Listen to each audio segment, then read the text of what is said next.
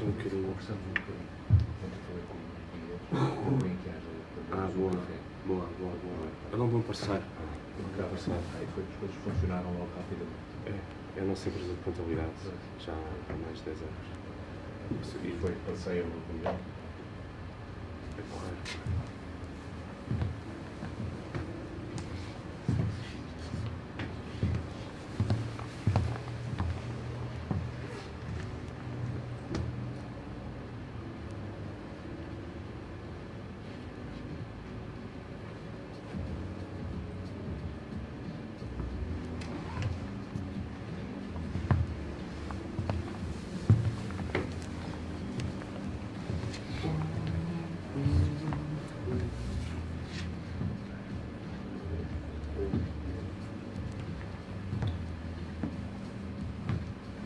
Vamos ter um evento giro sobre a gestão de pessoas, o futuro da gestão de pessoas.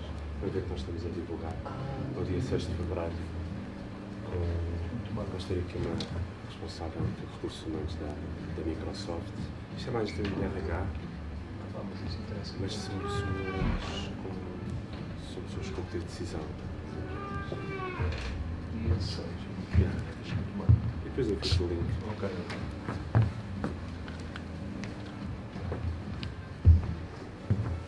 Então vamos começar.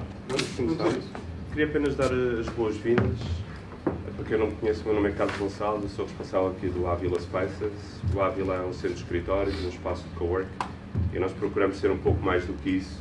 Além de oferecermos um espaço de trabalho, procuramos promover estes eventos de networking para promover o contacto entre os clientes residentes e também a comunidade em geral e todas as pessoas que se querem associar aqui aos nossos eventos. O objetivo é nós termos estas iniciativas para promovermos o conhecimento, a transmissão de conhecimento e divulgarmos também projetos dos nossos clientes. E foi o desafio que nós lançámos aqui ao Luís Lourenço hoje, neste evento sobre finanças pessoais. E resta-me agradecer a vossa presença, agradecer a disponibilidade também do Luís. É uma palestra que vai ter uma duração aproximada de 45 minutos, 1 hora. É sempre flexível, porque às vezes a conversa é com mais cerejas e o tema gerando interesse e depois vão reparando que as pessoas, entretanto, vão começando a chegar. Este espaço está neste formato de workshop e de palestra, mas é um espaço de trabalho, as pessoas vão começando a chegar, a abrir o computador e muitas vezes também se juntam à conversa e, portanto, estamos aqui até ao meio da manhã, né, nesta tertúlia, uma tertúlia matinal. Depois, convido-vos a tomar um pequeno almoço para fazermos algum networking e sugeria apenas fazerem uma breve apresentação dizendo o nome e a empresa que representam. Para facilitar depois também o contacto entre todos. E, portanto, eu iria talvez começar por aqui e dávamos a volta ali.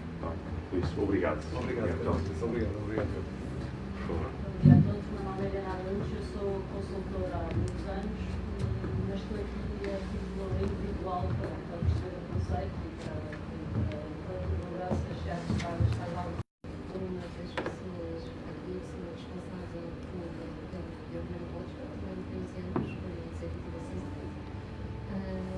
Neste momento estou neste projeto, mas também em trabalhos, estou a representar a Rapid e a African Press Organization, que integral também por interesse em várias de vocês.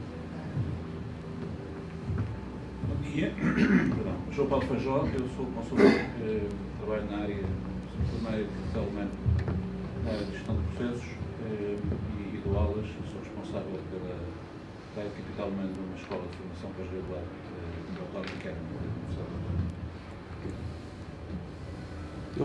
Bom dia a todos, sou Carlos Marques e sou contabilista no Olivais Conta, Gabinete de Contabilidade e de empresas, de contabilidade de empresas percebo, agora venho ver a parte das finanças pessoais. Deve ser parecido. Bom dia, eu chamo Nuno Condinho, tenho uma empresa que é a Sales Factory, trabalhamos na área da estratégia comercial e estou aqui porque o tema, de facto, me interessa, enfim, logo a partir do título pessoal Claro. e, quem sabe, a título profissional. Muito bem.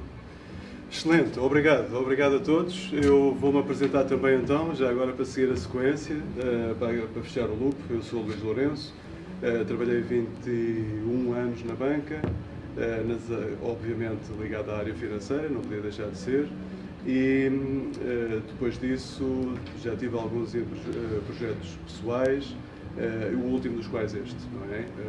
Nesta empresa que tem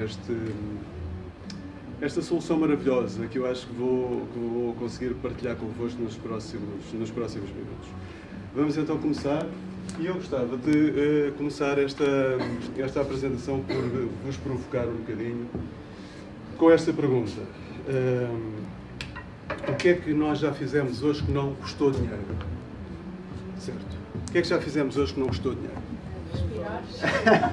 O que é que foi? Quase respirar. E mais, saímos da cama, não é? Abrimos os olhos, não custou dinheiro, felizmente. Depois a seguir deslocámos-nos até à casa de banho, em princípio, mas acendemos a luz, não é?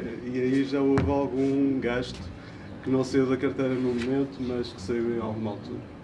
Depois abrimos a água, usámos sabão, pasta de dentes, escova, não há quase nada que a gente faça que não use dinheiro. Quase nada. É mesmo só um movimento corporal, quase. A única coisa que existe que não custa dinheiro. É impressionante. E, assim sendo, estejam à vontade para interromper, comentar o que quiserem, quando quiserem, aproveitando a boleia do Carlos, quando dizia que vamos fazer disto um espaço de conversa e de troca de opiniões. Fechando o parênteses. Mas, portanto, não há quase nada que nós façamos que não custe dinheiro. E, portanto, é óbvio, sendo assim, que é um tema da maior importância, ou que devia de ser da maior importância. E cá por dentro, de alguma forma, nós sabemos que é da maior importância, só que às vezes não está no nosso consciente o quão importante é e o que é que podemos fazer em relação a isso. E então vamos falar um bocadinho sobre isso. Eu lembrei-me de partilhar convosco um artigo que é da revista Forbes. Se procurarmos, existem imensas fontes de informação sobre este tema, mas este artigo fala sobre o porquê de falar sobre dinheiro, não é? Porque é que ao fim e ao cabo é importante falarmos sobre isto. E aquilo que o artigo diz é que o termos competências básicas sobre as finanças pessoais é uma das coisas mais importantes para ter uma vida saudável, feliz e segura. Uma vida saudável, feliz e segura é só aquilo que todos nós queremos, não é? Nós, no fundo, queremos é aquilo. Podemos querer 1000 coisas para lá chegar, mas no final a única coisa que nós queremos de facto é ter uma vida saudável, feliz e segura. E o artigo diz que a base para isto é nós termos competências básicas de finanças pessoais. E depois continua dizendo que o nível de compreensão de alguns fundamentos sobre este tema, nomeadamente orçamentação, poupança, dívida, investimento, impacta todas as partes e pode ser a diferença entre ter uma vida próspera ou uma vida miserável. Portanto, olhando para as coisas nesta perspectiva, e esta é a perspectiva verdadeira, acabamos por chegar à conclusão que o tema realmente é da maior importância.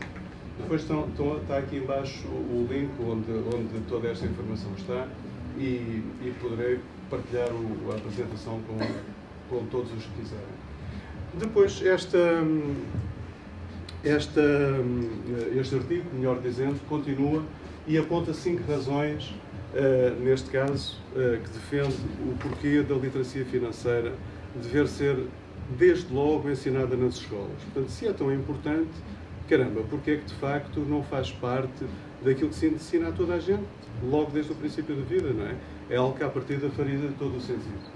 Portanto, a primeira dessas razões é de que o dinheiro está relacionado com tudo o que fazemos. Foi o nosso primeiro pontapé de saída aqui da conversa, chegámos a essa conclusão num instante.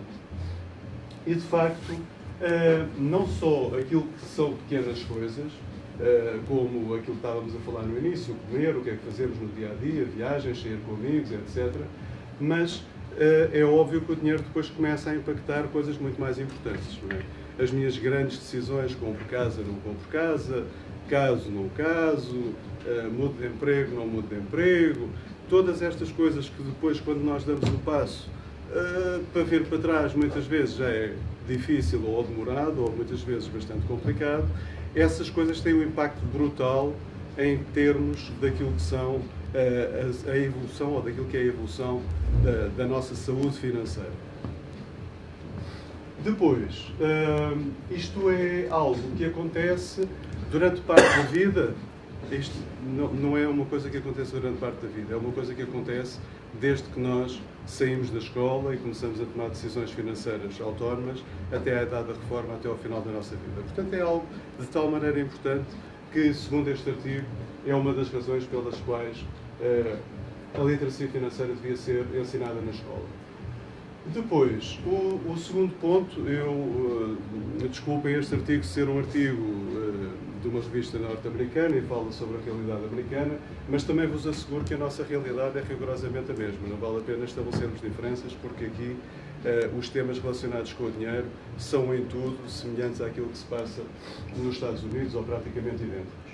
E é curioso verificar que um inquérito que foi feito a várias pessoas nos Estados Unidos teve como respostas precisamente isto, não é? Que a literacia financeira devia ser ensinada nas escolas. E é quase um terço. Quando dizem desde quando é que devia de ser, não é? Logo, desde o início, no ensino básico, um terço das pessoas dizem que sim, outras dizem que no ensino médio, outras dizem que a partir do ensino superior, ou no ensino secundário, só 5% é que dizem que bastava ser no ensino superior. Ou seja, a maior parte das pessoas acha que é uma coisa importante para ensinar na escola desde cedo.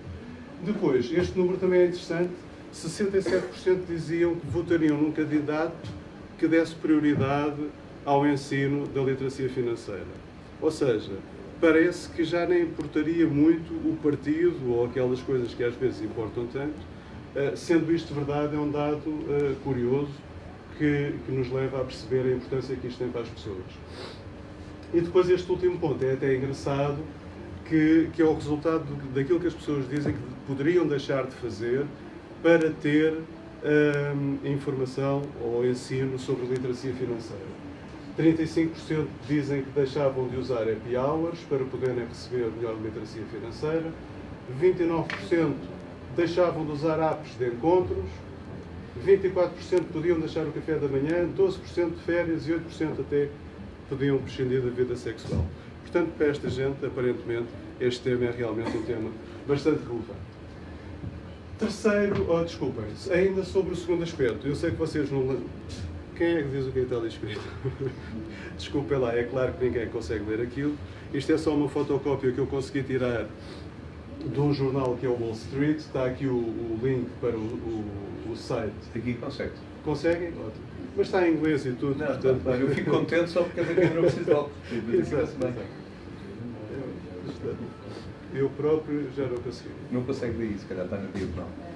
Bom, mas dizia eu, desculpem, que é só um artigo do Wall Street Journal que demonstra que várias faculdades de topo dos Estados Unidos, nomeadamente Harvard e Princeton e outras, que estão já a incluir estes temas nos seus currículos por reconhecerem que este tema realmente é um tema da maior importância. Voltando então aqui, quanto à terceira questão, a terceira razão para que este tema fosse ensinado na escola é realmente que a falta de conhecimentos pode ter consequências bastante dolorosas, não é? Alguns dados que vêm no artigo dizem que cerca de metade dos americanos não tem $400 disponíveis para fazer face a uma emergência. Eu não sei se é verdade, se não, vem no artigo, está na revista Forbes. A verdade é que, se isto for verdade, de facto é uma coisa impressionante, é dramático. $400 quase não é dinheiro que uma pessoa não tenha para fazer face a uma emergência, não é?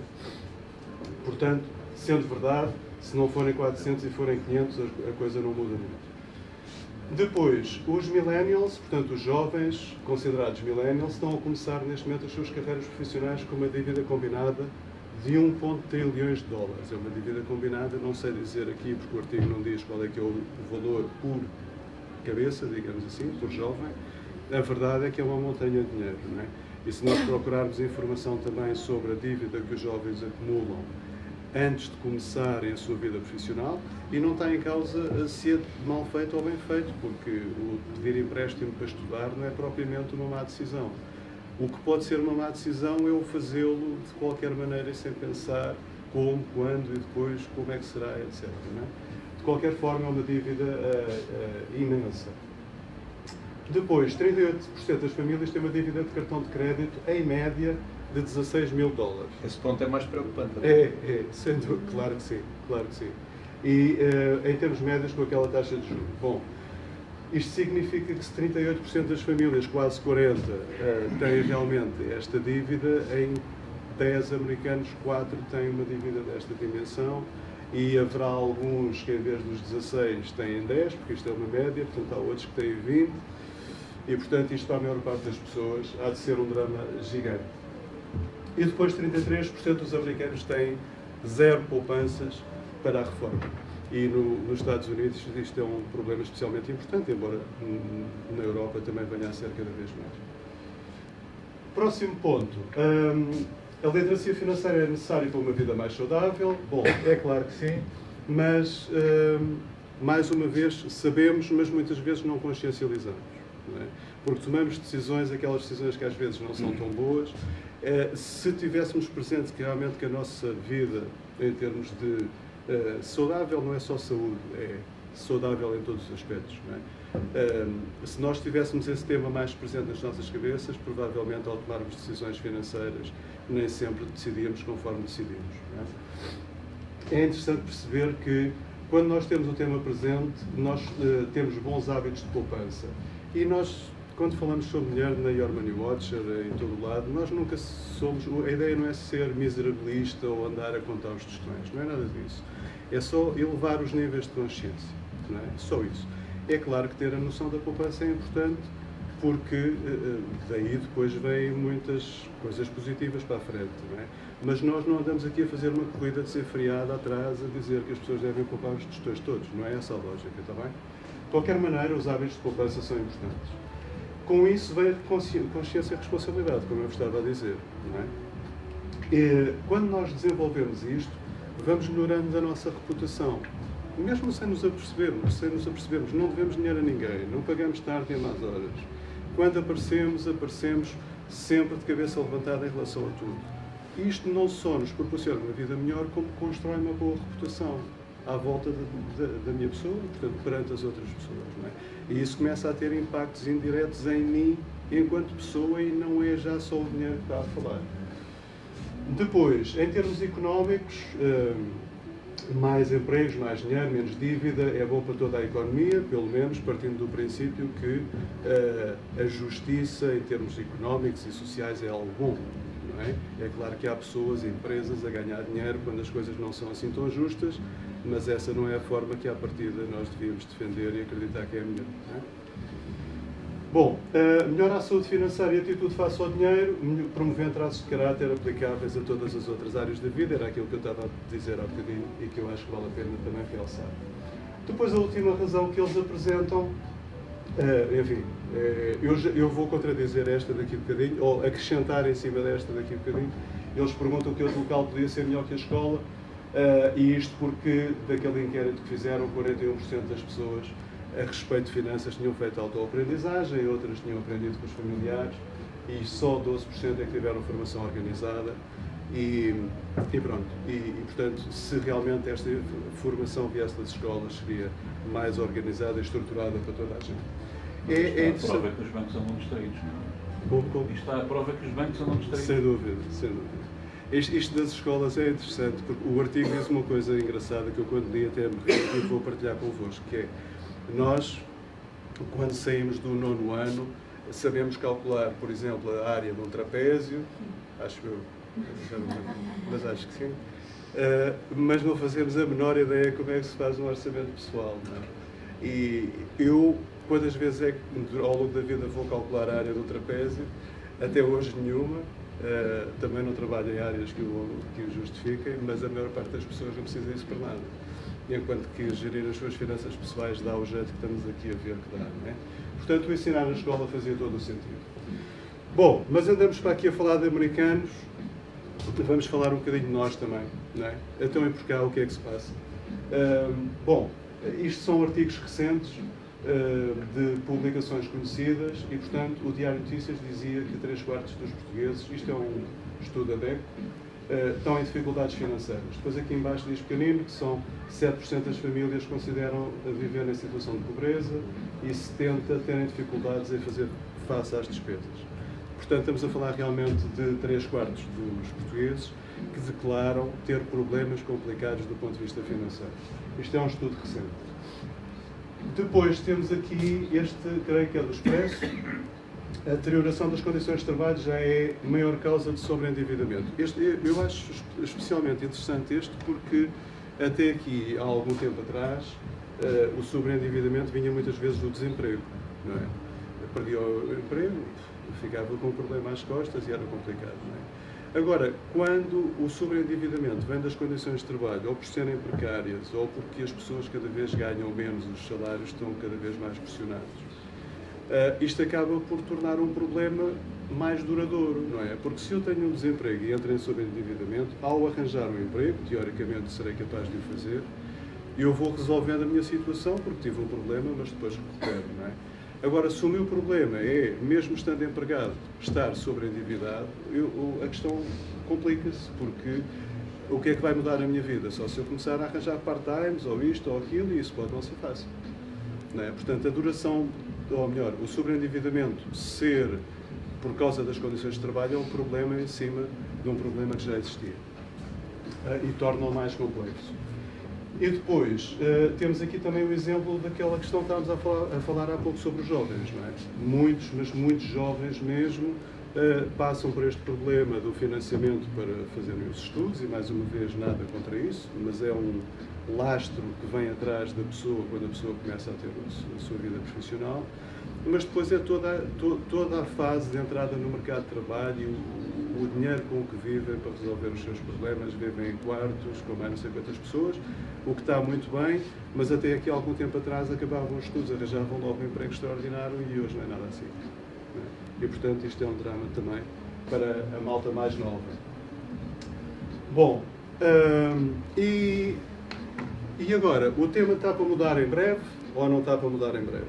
A questão aqui é que nada nos leva a acreditar que as coisas estejam para melhorar dentro de pouco tempo, não é? Estes são dados do Banco de Portugal que eu trouxe para vos mostrar. Não importa estarmos aqui a olhar com detalhe para isto, mas de facto é algo que podemos observar. Isto é do Boletim Estatístico de outubro de 2019, portanto são dados muito recentes, e vemos que, portanto, os valores mais recentes é junho de 2019, e vemos que ao nível da dívida pública, por exemplo, ou seja, toda a dívida do Estado em percentagem do PIB, o PIB, portanto, tudo aquilo que nós produzimos enquanto país, não é? São 154,6%. É verdade que tem vindo a descer ao longo dos anos, mas nós também sabemos que a economia é uma coisa assim deste género, não é? Portanto, nada nos garante, eu não tenho dados aqui de 2008 ou para trás, mas se tivesse, provavelmente íamos verificar isso. E, portanto, nada nos garante que daqui para a frente as coisas não vão inverter, mas mesmo que não invertessem, quando estamos a falar de 154%, estamos a falar que o Estado deve não só tudo o que produz, mas mais metade em cima disso. E faz isso há uma série de anos para cá, não é? E provavelmente vai continuar a fazer durante algum tempo. Portanto, o Estado não é bom exemplo para ninguém, não é? Mas, de qualquer maneira, se olharmos para as famílias, que é uma coisa que nos diz mais respeito, se virmos quanto é que é a dívida em percentagem do rendimento disponível, nós vemos que são 86%. Temos médios, é claro, mas isto até parece mentira, não é? Porque 86% é quase o rendimento todo. É claro que está aqui a renda da casa, etc., por aí fora, não é?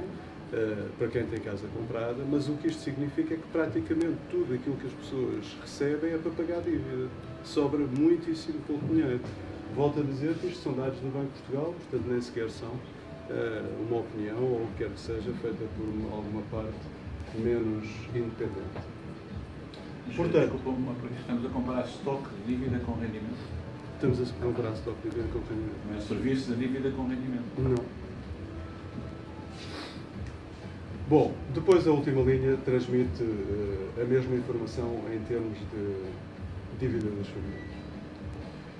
Este gráfico que está aqui é um gráfico que eu tenho vontade de partilhar convosco. Quero agradecer à Helena que partilhou comigo ontem, está aqui presente, e que ajuda a perceber um bocadinho também para onde é que nós estamos a caminhar. Não sei se vocês veem bem, penso que se calhar não, mas basicamente o que isto fala é sobre o número de pessoas com mais de 65 anos que existem por cada 100 pessoas que estão em idade de estar a trabalhar, ou seja, entre os 20 e os 64 anos. Ok? E, portanto, aquilo que nós vamos ver aqui é, as bolinhas de baixo dizem qual é que é o valor em 1980, depois no ano em que estamos, e depois a projeção para 2060. Se nós virmos aqui, Portugal está aqui nesta colunazinha, é esta bolinha. Em 1980, nós tínhamos à volta de 20 pessoas idosas por cada 100 em idade de trabalho. É isto que isto significa, certo? Então, se virmos agora em 2020, portanto 40 anos depois, nós temos cerca do dobro, certo? Mais ou menos.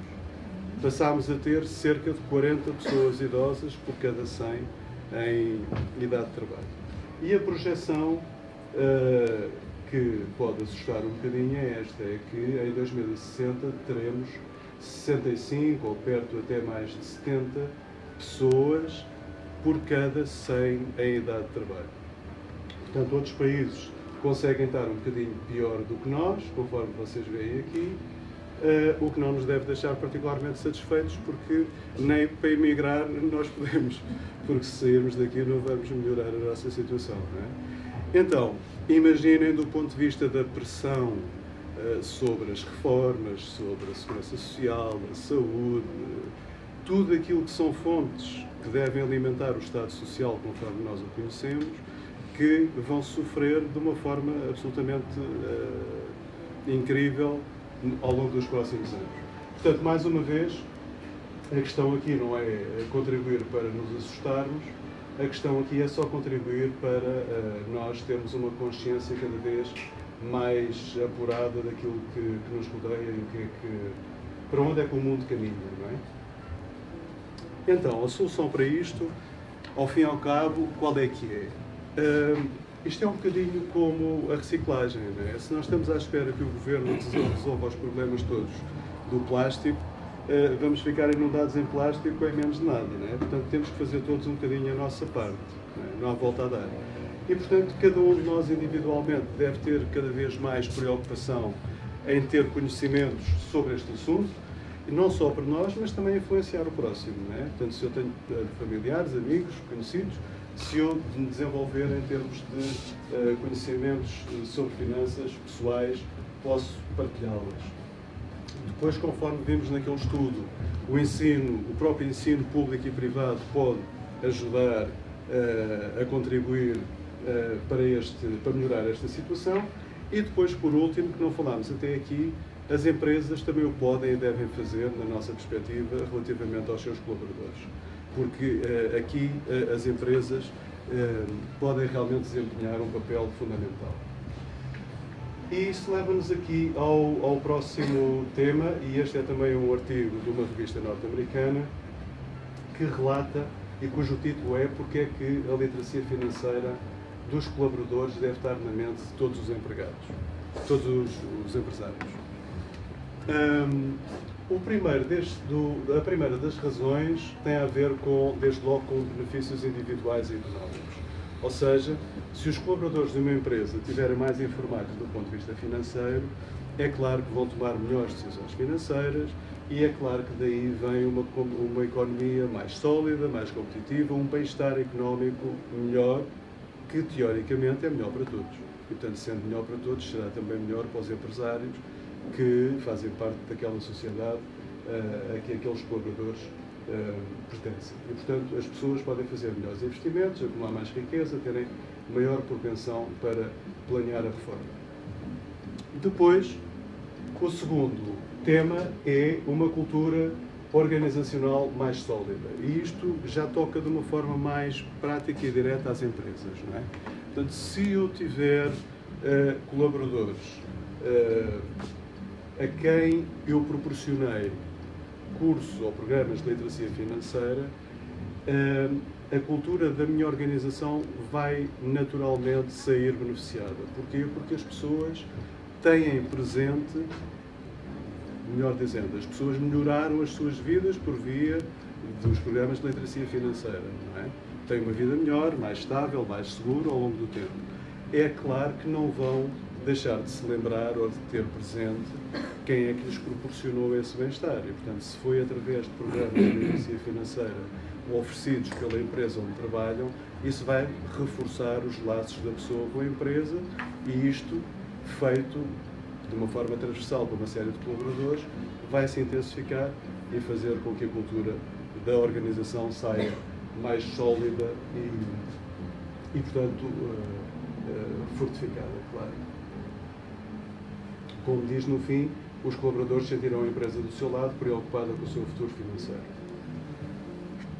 Depois, e muitas vezes nós falamos, desculpem, sobre este tema do capital humano nas empresas, não é? Que é vastíssimo, não é? E que é da maior importância, todos nós ouvimos falar nisso, pelo menos os ligados ao tema. São várias as áreas e os pilares que devem ser endereçados e, portanto, este é mais um, obviamente, a ter em conta, não é? Muitos outros, naturalmente, fazem parte. Depois, aquilo que é o elemento que toca mais rapidamente e de uma forma mais direta os empresários é o tema da produtividade. Os maiores níveis de produtividade e satisfação são realmente uma consequência direta da formação dos colaboradores em literacia financeira. Porquê?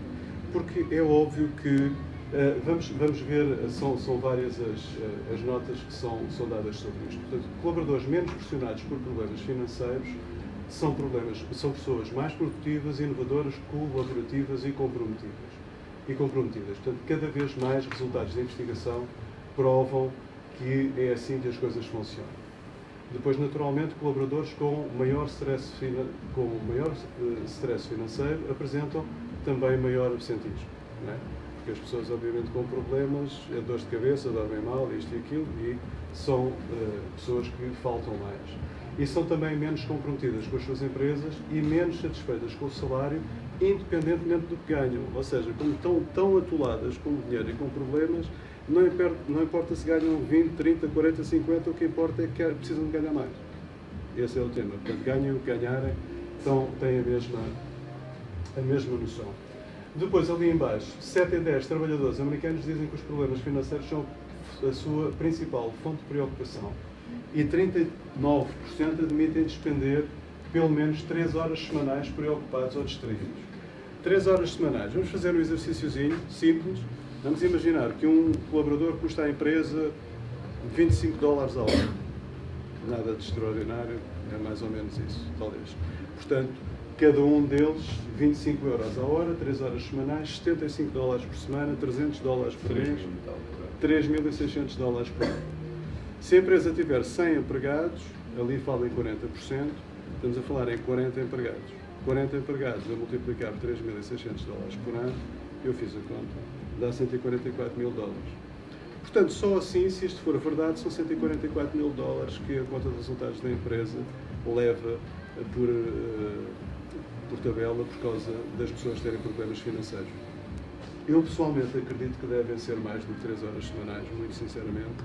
Se as pessoas têm problemas financeiros, se calhar é bem mais do que isto.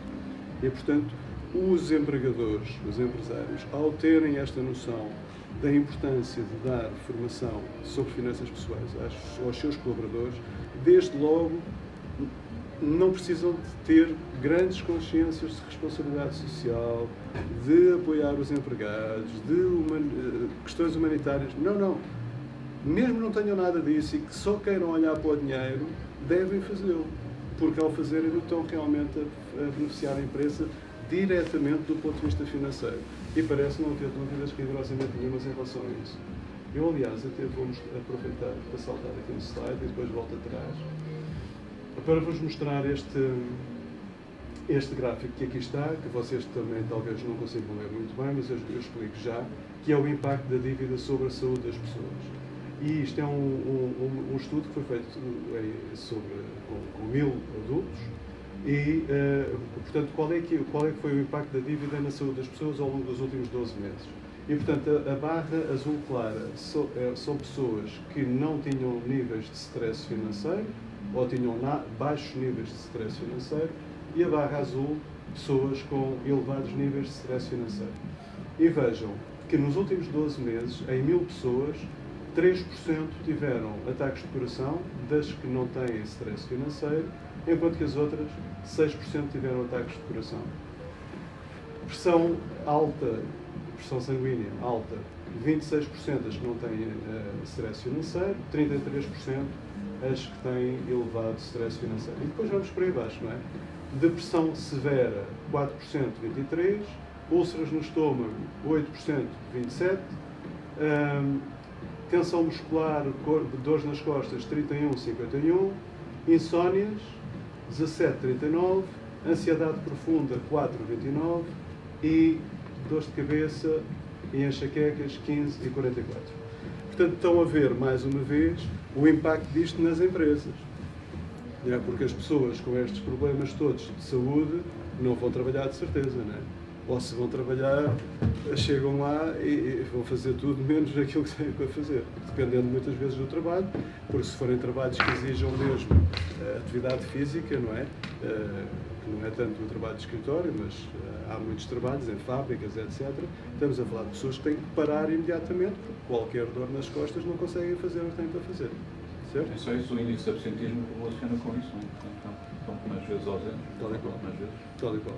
Daí eu fazer a ligação a este slide onde estávamos aqui, quando falávamos destes problemas que têm aqui. Bom, então, continuando com esta razão, digamos assim, para a literacia financeira estar na mente dos empresários. Portanto, as empresas que implementem estes programas recolhem um retorno de investimento através de uma redução drástica do absentismo por doença, custos de saúde e outras compensações. Acabámos de ver mesmo agora porquê, e também já vimos que os colaboradores têm desempenhos mais elevados sem distrações que decorrem dos problemas que têm. Curiosamente, e ainda bem, mais de 40% das empresas que foram inquiridas neste inquérito disseram que já tinham ou estavam a planear ter algumas estratégias de implementação de programas deste género junto dos seus colaboradores. Portanto, como diz no fim, parecem ser demasiados benefícios para ignorar, não é? Só mesmo quem não tiver consciência destes benefícios é que os pode ignorar. Ao longo desta semana, vocês talvez tenham estado a acompanhar, está a decorrer no World Economic Forum em Davos, na Suíça, a reunião anual, e é curioso ver que o tema central deste ano, eu tenho acompanhado e tenho visto sempre que posso algumas das intervenções, mas este é o tema de toda a reunião, digamos assim, ou todo o evento, que são 4 dias, que é Stakeholders for a Cohesive and Sustainable World. Portanto, para as empresas que quase sempre, desde sempre, se preocuparam com os stockholders, ou os acionistas, né, em termos daquilo que conta para a atividade da empresa, hoje em dia, cada vez mais, aquilo que nós sabemos e que se defende é que toda a gente conta. Os stakeholders são os clientes, são os fornecedores, são as pessoas, são os empregados, são as comunidades, é o planeta, ou seja, é tudo. Tudo aquilo que é importante para desenvolver o negócio deve estar na mente dos empresários. E tudo aquilo que é importante para desenvolver o negócio vai realmente desde a atividade propriamente dita até aos colaboradores, as comunidades onde a gente se insere, as árvores, o planeta, o ar, a água, o plástico, tudo e mais alguma coisa. E isto deve estar na mente de toda a gente que tem uma empresa, ou mesmo que não tem, obviamente, também deve estar na cabeça de todos nós. Muito bem, então, este é o panorama que eu queria fazer em relação a este tema da literacia financeira. Podíamos estar aqui a falar horas e horas e horas sobre este assunto, porque é um assunto, para mim, é um assunto de paixão e acho que é um assunto importantíssimo para todos e que devíamos, de facto, debatê-lo e debatê-lo cada vez mais. Mas do ponto de vista do enquadramento, era este enquadramento que eu gostava de vos fazer, não é? Em termos de introdução. E agora gostava de partilhar um pouco convosco aquilo que nós fazemos na minha empresa, na Your Money Watcher, que é, no fundo, o nosso contributo para ajudar a este tema que vos estive a falar até agora. Portanto, a Your Money Watcher é uma marca que pertence à empresa Axel Works Associates.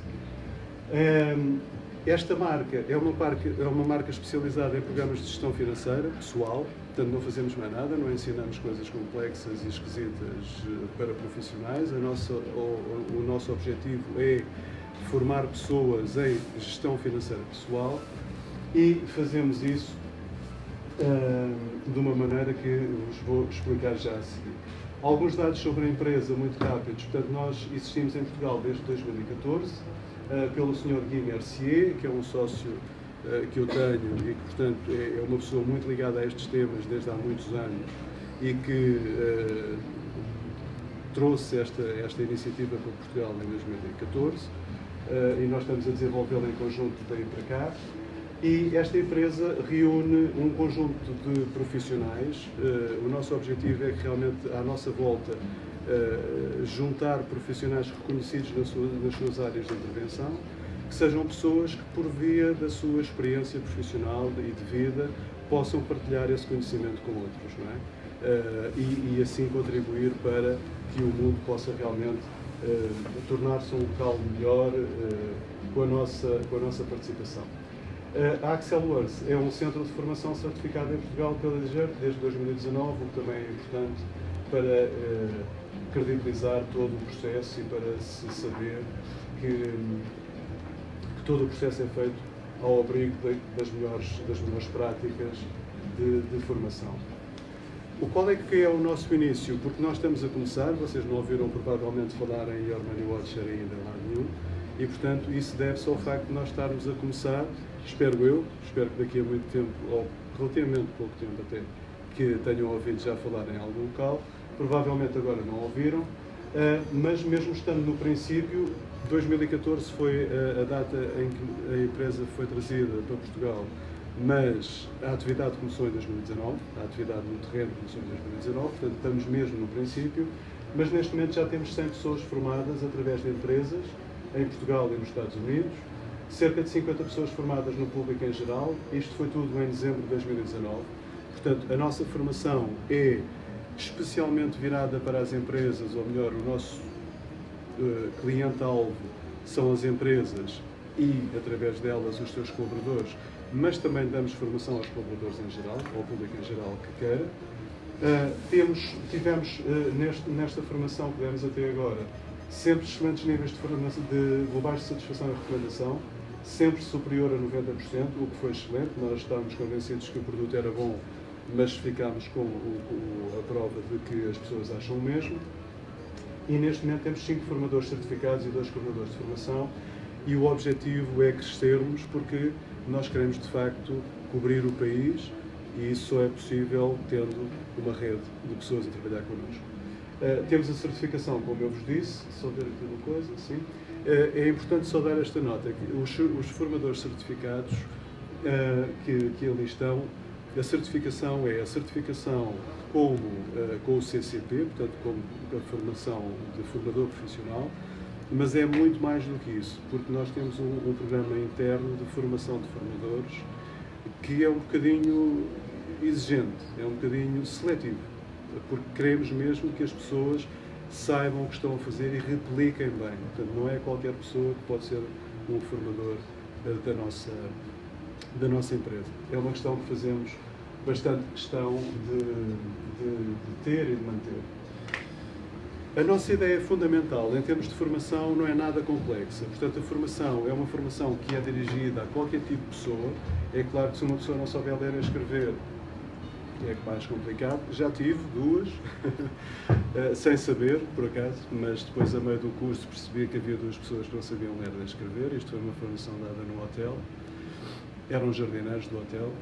Mas, curiosamente, as pessoas tiveram nos 90% de avaliação positiva porque, mesmo sem ler nem escrever, o ouvir foi muito interessante para elas e pontuaram dessa maneira. Mas dizia então que a nossa ideia fundamental foi a seguinte, a ideia do Gui, que depois trouxemos e temos vindo sempre a desenvolver, mas é uma ideia simples, é tentar trazer para gerir as finanças pessoais métodos que as empresas aplicam na gestão empresarial. Se esses métodos funcionam para as empresas, então adaptados e customizados às pessoas, se calhar vão funcionar também. A ideia foi esta, no princípio. E é isto que, na realidade, nós fazemos. Portanto, o que fazemos é uma espécie de uma folha de balanço sobre a situação financeira pessoal da pessoa. Portanto, a pessoa fica a perceber qual é que é o seu património, o que é que tem, o que é que não tem. E depois replicamos uma espécie de demonstração de resultados para controlar as despesas e os ganhos. Ou seja, nas empresas temos vendas e custos, nos nossos bolsos temos salários e despesas também. E, portanto, com adaptações óbvias, não é? Mas de uma forma muito simples, ajudamos as pessoas a terem a sua vida financeira gerida um pouco com estes dois modelos. E depois, com estas duas peças. E depois fazemos um orçamento também. Não é? Um orçamento que é uma peça adicional que nos ajuda a ter sempre um objetivo ou uma espécie de uma bússola que nos ajuda a perceber em que direção é que estamos e temos sempre algo que nos diz que estamos na direção certa ao fazer aquilo que devemos ou não. Portanto, em termos de conceitos, é muito simples e em termos de resultados, é muito eficaz. E é isso que nós temos estado a verificar na prática. Okay? Portanto, esta foi a ideia fundamental. Está aqui um exemplo de um dos nossos formandos, de um testemunho, portanto, que gostou bastante e disse que ficou claro como poder medir e controlar a situação financeira e colocar em prática uma estratégia para ter uma vida feliz. Isto porque nós damos também as ferramentas para as pessoas depois fazerem esta gestão, não são só conceitos teóricos. Não é? A nossa visão é impactar milhares de pessoas em todo o mundo, ou milhões de pessoas em todo o mundo. Pode parecer, a palavra milhões pode parecer assim um bocado, mas é verdade. Nós queremos mesmo, neste momento, o Guy Mercier, que vocês já ouviram falar, está a viajar para a Bélgica para dar a primeira formação a um distribuidor que nós temos na Bélgica, que vai ser o distribuidor para a Bélgica e para o Luxemburgo. E estão na calha também para a Alemanha e para os Estados Unidos. Portanto, quando entramos em mercados de outra dimensão que não o português, a palavra milhões perde um bocadinho o dramatismo, não é?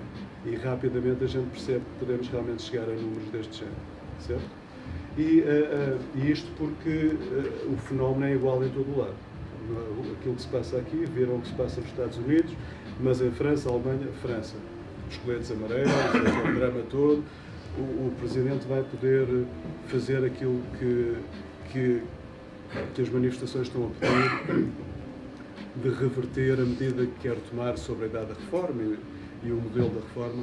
Se ele fizer isso, o país entra em bancarrota, quer dizer, chega a uma altura que tem que fazer, não há hipótese, por causa do tipo de coisas que estivemos a ver no início.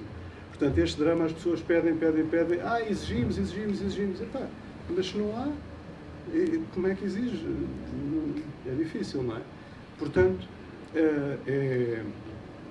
é algo que é preciso em todos os países que quase nós possamos imaginar. Mais um testemunho de um participante, o Paulo, que recomenda vivamente a participação. E depois, então, o que é que nós propomos? Nós propomos, então, fazer esta formação e fazemos aonde? Fazemos em empresas, fazemos em universidades, fazemos para o público em geral, fazemos para associações, fazemos, no fundo, para qualquer tipo de pessoas ou associações, certo? Como vos disse há bocadinho, o nosso target, digamos assim, principal são as empresas, só porque através delas podemos chegar rapidamente a várias pessoas, mas é óbvio que também as universidades ou grandes associações, a mesma coisa. Nós adaptamos a nossa formação com o tipo de audiência. É óbvio que não é a mesma coisa dar formação a alunos do ensino superior ou a empregados do Pingo Doce, por exemplo. Nada a favor de uns ou de outros, é simplesmente diferente. Portanto, adaptamos as coisas em função da audiência e depois, para as empresas, oferecemos, e para todos os clientes, ou para o público em geral, é que não faz sentido isto, damos um certificado de formação de responsabilidade social corporativa para que as empresas também possam ter um elemento palpável que demonstra a sua intervenção neste domínio da preocupação social pelos seus colaboradores. É claro, os formandos, eles também têm o certificado de participação em si, como é natural. Bom, então para as empresas já vimos que o programa significa aumento de produtividade e tudo aquilo que tivemos a falar antes. Gostava só de partilhar convosco também aqui 2 testemunhos de empresários que estiveram nos nossos, contrataram os nossos serviços, onde nós estivemos, e também com elevados graus de satisfação no final dos programas. Resumindo, então, em termos de resultados para as empresas, com esta formação, melhores competências profissionais dos funcionários, isto aqui é claro, nem é só a questão das pessoas terem menos problemas e serem mais produtivas, se eu sei gerir melhor o meu dinheiro em termos pessoais, depois também indiretamente na empresa percebo melhor determinado tipo de temas ou de pressões que as próprias empresas podem ter a nível financeiro. Acaba por haver um efeito também por essa via ao nível de melhores competências profissionais. Depois a responsabilidade social corporativa, obviamente. Depois uma taxa de retenção dos funcionários mais elevada, porque obviamente funcionários mais satisfeitos ficam mais tempo a trabalhar onde estão e provavelmente muitos de vós sabem qual é que é o custo para as empresas de um elevado grau de rotação dos empregados. Não é? Estar sempre a formar pessoas, sempre a formar pessoas, sempre a formar pessoas e elas irem embora é um prejuízo gigante para as empresas. Melhores níveis de produtividade pessoal e global e melhor integração cultural dos funcionários. Falámos um bocadinho já de tudo isto. Ainda, as empresas não pagam IVA, obviamente elas também o deduzem, mas é um facto que até do ponto de vista da gestão da tesouraria às vezes pode ser interessante, as empresas não têm que adiantar o dinheiro do IVA. Depois, esta formação, por ser certificada, é elegível para o número de horas obrigatório que as empresas têm que dar aos seus funcionários todos os anos. Neste momento em Portugal são 40 horas e, portanto, as horas desta formação contam para isso. E depois o reconhecimento como empresa que se preocupa com os seus funcionários. Enfim, mais uma vez, pode haver empresas que achem isto interessante só para ficar melhor na fotografia e ser uma coisa gira para mostrar, mas para muitos empresários é realmente algo importante. E cada vez mais importante, e portanto é algo que também conta para o valor da formação. E pronto, nós fazemos isto em 3 módulos de 4 horas, portanto é a nossa oferta para as empresas. São 3 módulos de 4 horas. Portanto, a formação total não é nenhuma coisa diabólica, são 12 horas. Não é? É uma coisa que não tem um impacto muito significativo na atividade do cliente e ainda mais sendo 4 horas de cada vez, porque as coisas são espaçadas no tempo. Não é? Portanto, não é, agora vou pegar nos meus funcionários e 12 horas não fazem nada. Portanto, fazemos isso em 3 vezes, 4 horas de cada vez. Então, esta formação é baseada num método nosso que chamamos AMCP, que segue aquele princípio do paralelo entre o que se faz nas empresas e a vida pessoal que eu vos falei há bocadinho. E o primeiro módulo é, então, sobre consciencializar e medir. O medir e tudo o resto que vem à frente não tem significado rigorosamente nenhum sem o consciencializar. A primeira parte, a primeira metade do primeiro módulo é levarmos as pessoas a terem outra relação com o dinheiro, a perceberem o tema e a terem uma relação diferente com ele. Porque se isto não for feito, o resto da formação quase não valia a pena dar. Okay? Portanto, é realmente o mindset, e não é aquele mindset, como eu estava a dizer há bocadinho, de pregar sustos às pessoas. Não. É consciencializar as pessoas. Alertar realmente para a realidade, mas depois pô-las, de facto, só a tomar decisões conscientes. Isto é fundamental. E depois ensinamos as pessoas a medir o que é a sua situação financeira atual. Porque muitas vezes é curioso que as pessoas acham que têm dinheiro e o que têm é a dívida. Não, eu tenho uma casa. E depois vai ver quanto é que vale a casa, quanto é que vale o empréstimo e chega à conclusão que não tem nada, tem uma dívida. Depois há outros que pensam que não têm muito e afinal até têm coisa. É interessante, é um exercício muito interessante as pessoas chegarem à conclusão sobre o que é que na realidade têm, porque quase ninguém perde tempo a fazer isso ao longo da sua vida. Já ouvimos várias vezes dizer que só conseguimos melhorar aquilo que medimos, não é? E portanto começamos por aí. Depois o segundo módulo é um módulo sobre como controlar, ou seja, é a coisa mais prática, é o módulo mais prático. Não é? É no nosso dia-a-dia, a primeira pergunta da nossa sessão, o que é que já fizemos hoje em que não gastámos nada, não é? Portanto, estamos sempre a gastar dinheiro, sempre, e portanto é falarmos sobre isso e darmos de alguma forma instrumentos e conhecimento sobre como é que se pode fazer uma gestão eficiente do dia-a-dia. E embora muitas vezes nós queremos ganhar mais para melhorar os nossos níveis de vida, a realidade é que também no imediato ou no curto prazo é sempre mais fácil gastar menos do que ganhar mais, não é? Pelo menos no curto prazo. Bom, e depois o terceiro módulo, planear. É claro que nós sabemos o que temos, sabemos gerir as nossas coisas, mas se não tivermos um plano, onde quer que a gente chegue, está certo. Não é? Se não houver um objetivo, vai eu parar onde for, está correto. Portanto, eu só sei realmente se cheguei aonde eu queria chegar, se tiver um objetivo inicial. E, portanto, o terceiro módulo é um pouco fazer com que as pessoas tenham esta noção e comecem a tentar ter um plano. Uma pessoa que estava numa formação dizia: eu quero pagar a minha casa ao banco em 10 anos. Daqui a 10 anos o objetivo é pagar a casa. Correto, ótimo. Então, e vamos descascar isso. E por ano, quanto é que é preciso poupar para fazer isso? Ficou ali a pensar um bocado e depois disse o número. E depois ir por mês. E a pessoa rapidamente chegou à conclusão que na situação em que estava aquilo era só um desejo, não era um objetivo prático, concreto. Não é? Portanto, é claro que nós devemos apontar para a Lua em termos de objetivos, devemos sempre querer o melhor, mas com os pés na terra, não é? Para que a gente possa ter passos mais ou menos alcançáveis e não ser só um desejo que depois chega à altura e que não passou disso mesmo. Aquela frase no fim é uma frase que a gente gosta muito, que diz que se nós não estamos a tomar conta do nosso dinheiro, alguém o está a fazer por nós. E é mesmo, não é? Se nós não estamos a tomar conta da nossa carteira, o marketing, as ações disto, daquilo, o e-mail que chega à nossa caixa e que diz carrega aqui e compra com 2 cliques e já não somos nós que estamos a tomar conta do nosso dinheiro. Outras pessoas estão a fazer isso por nós. Pronto. Então, o que nós pensamos, ou aquilo que é a nossa motivação e o que nós sabemos e prometemos é que ao fim dos 3 módulos a pessoa está então preparada para gerir, começar ou melhorar a gestão das suas finanças pessoais. Uma nota que nós também achamos importante transmitir, e estou já a acabar para não vos tomar mais tempo, é sobre a nossa garantia. Não é? Portanto, nós garantimos que se depois de alguém participar na nossa formação, ao fim de 6 meses de aplicação dos métodos que nós recomendamos, achar que não ganhou nada com o tema, se nos fizer uma exposição de que quer o dinheiro de volta, nós devolvemos o dinheiro. Não há problema nenhum nisso. Okay?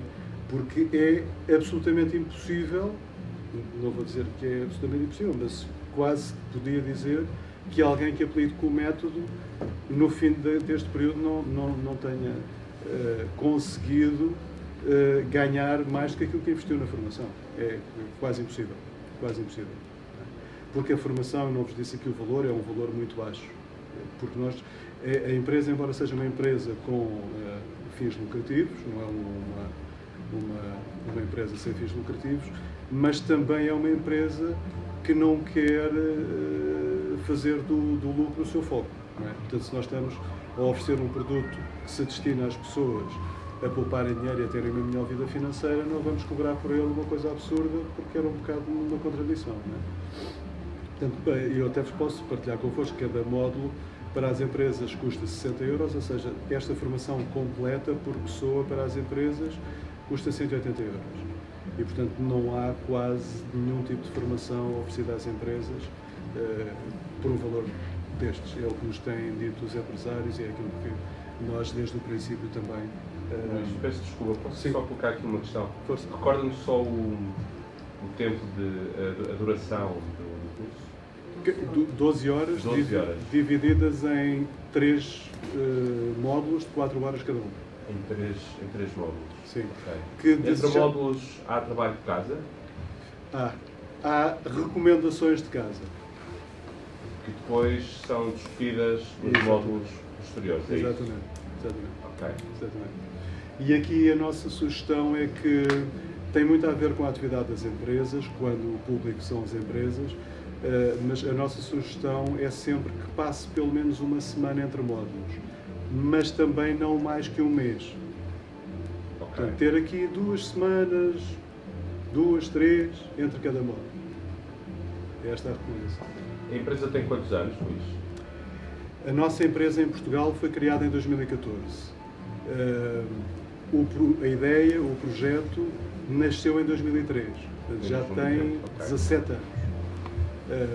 E, portanto, já foi trabalhado nos Estados Unidos já há vários anos atrás.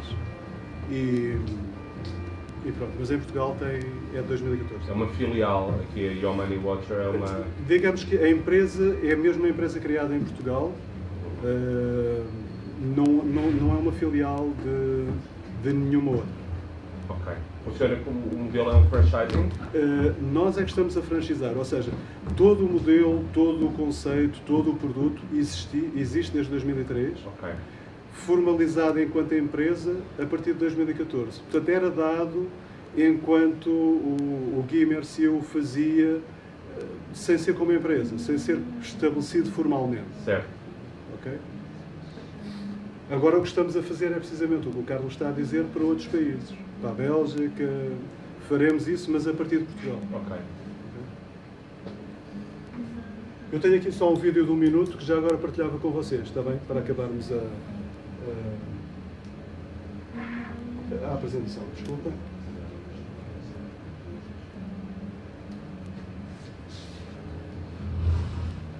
Luís, eu vou pôr aqui o som, porque eu Sim, sim. acho que o Desliga. som para não Ok. haver interferência. Certo. Luís, e em relação às pessoas certificadas para dar essa formação que você referiu, Sim. qual é o programa? Não é esse? É um programa amador? Sim, sim, é um programa interno a que chamamos Train the Trainers. Que dura mais ou menos quanto tempo? É o mesmo. São também 3 horas, 3 módulos de 4 horas, que depois têm componentes de prática no terreno. Ou seja, depois o formador deverá participar em ações reais enquanto assistente. Vá. Exato. E depois vai fazer mais não é teste nenhum, é uma conversa final, não é, connosco, para ver se de facto apreendeu as coisas da forma certa e depois fica realmente qualificado para poder começar a dar a formação. E o custo dessa formação para esse formador, quanto seria? Este custo é o custo dos 3 módulos. É o mesmo? custo, é o mesmo custo. Mas é um custo que o formador depois recupera. Nós não queremos ganhar dinheiro com isso. Portanto, o formador paga 180 horas para ter a formação, 180 euros, perdão, para ter a formação e depois, à medida que for dando a formação, pelo número de horas que dá, vai recuperando esses 180 euros. Não queremos que seja um custo. Estes 180 euros é por formando. Não, sim, no caso das empresas também. Agora estava a falar no custo de formação de formadores, Ok. que é o mesmo. Que é o mesmo. Portanto, se uma empresa tiver 4 colaboradores, será 180 vezes 4. Ok. Exatamente.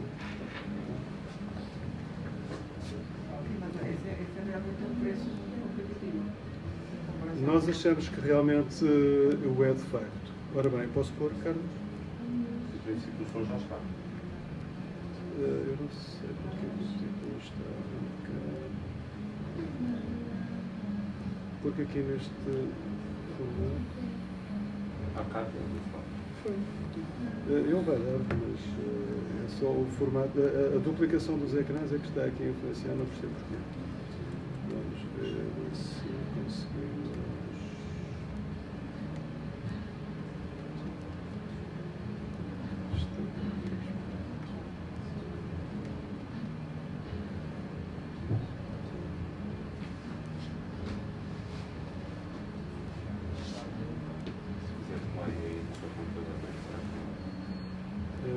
Sim, é o melhor.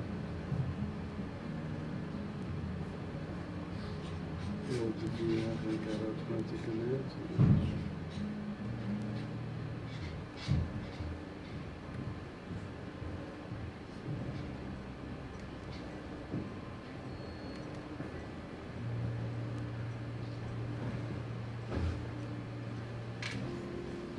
Isto...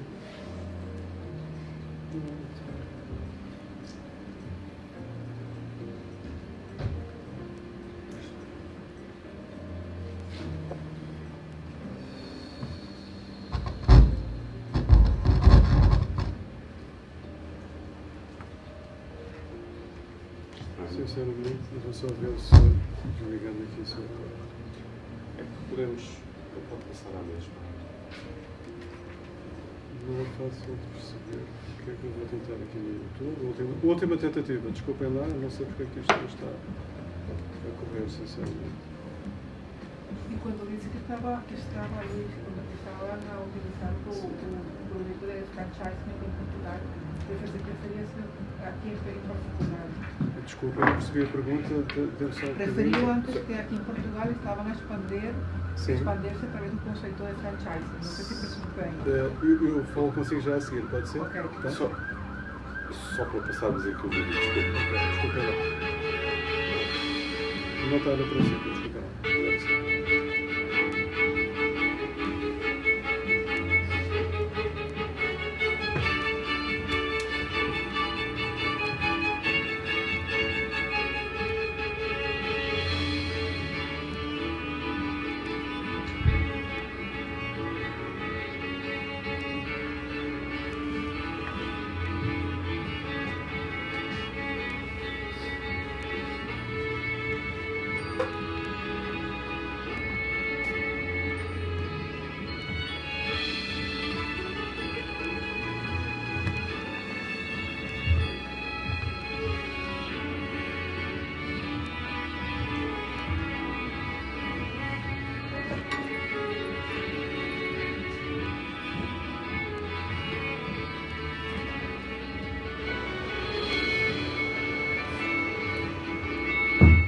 Fundamental reason why I want to share and teach that to you, because it's time for you, for your friend, for your father, for your family, or for the employee in your company to start to measure where you are with your money.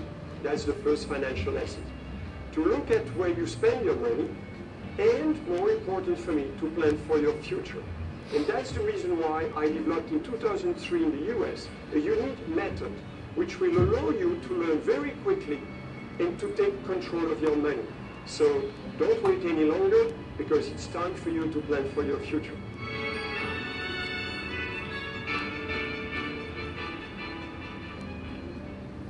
Este método é baseado também em alguma plataforma informática? Existe o apoio de uma plataforma? Existe. Nada, mais uma vez, seguindo os... Desculpa.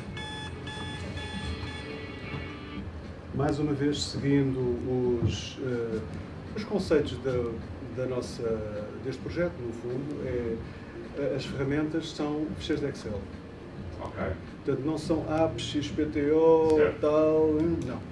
Até com a preocupação de que possam correr em Google Spreadsheet, custo zero, disponível em qualquer lado, sem problemas. Ok? Portanto, sim. A sua pergunta, desculpe.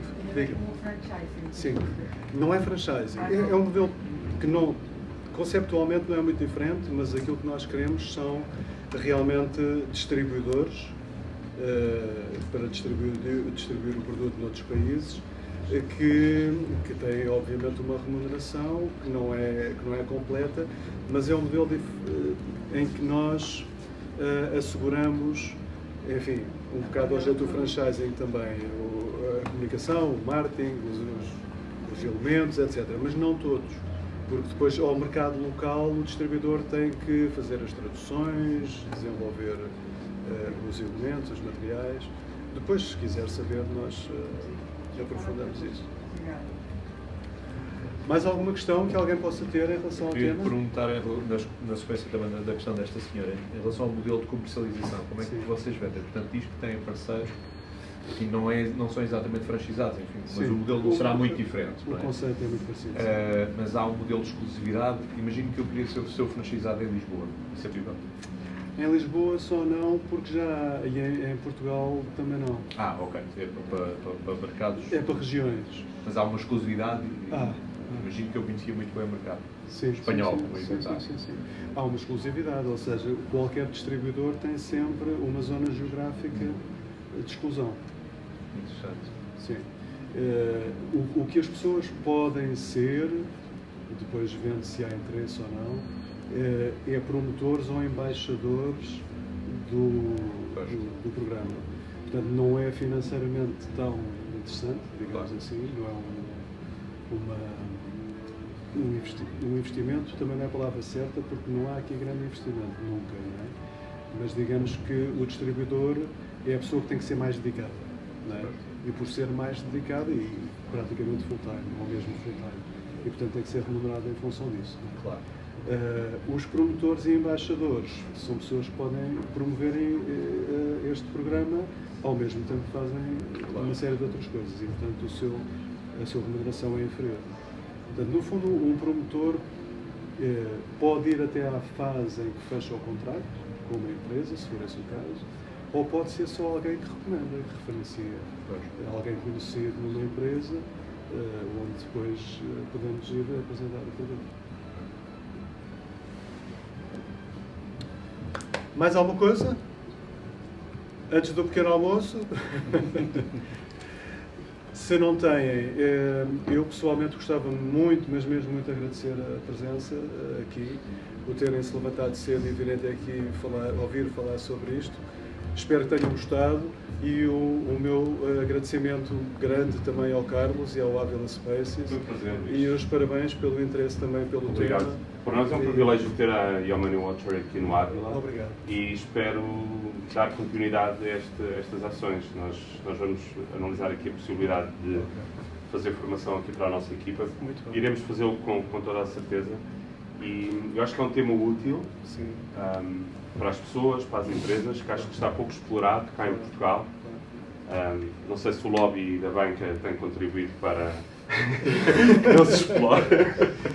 Enfim, era outra conversa. Mas nesse aspecto é perverso, porque eles têm um pé num lado e um pé no outro. É verdade, é verdade. Mas eu acho que foi muito útil e convidar-vos agora. Convidar-vos a tomar um pequeno almoço e queria pedir uma salva de palmas aqui para o Luís. Obrigado. Obrigado. E se eu quisesse formação a título individual, Isso. Se bem que tem interesse em que você empreste, não sejam mesmo os nossos recursos. Eu tenho uma empresa.